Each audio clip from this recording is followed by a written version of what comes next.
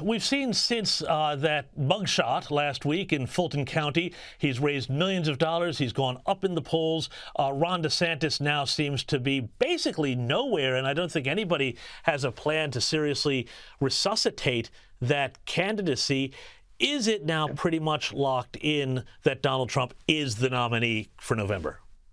You know, and it was to begin with, right? You and I talked over the course of the last 6 months. We thought that Donald Trump had an 85% chance of winning the Republican primary. I still think that's the number.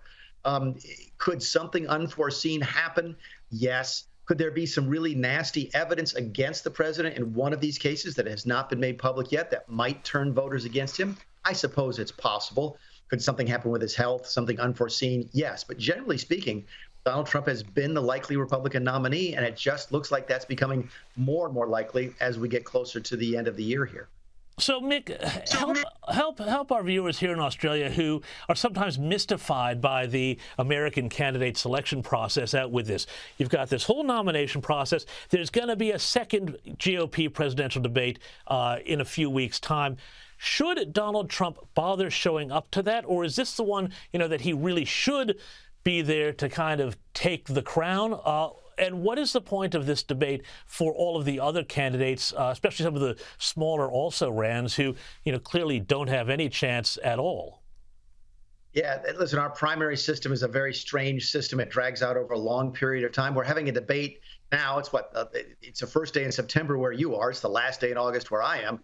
But we're talking about an election in Iowa that won't take place until January. And we're having debates now for a primary that won't take place for several months.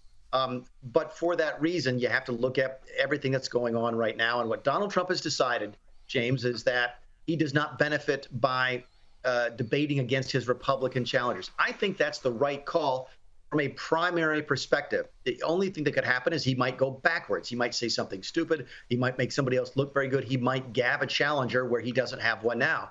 So in terms of winning the Republican primary, I think it's the exact right decision. Here's the weakness.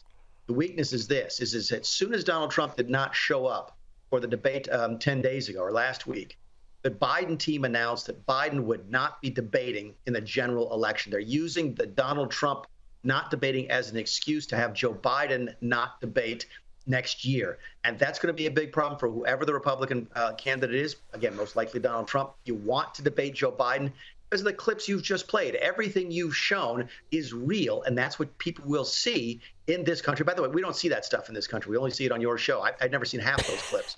But in a debate, you can't hide it. And to have Joe Biden come out and say, well, since Trump didn't debate, I'm not going to debate, that will hurt whoever the Republican nominee is in 2024.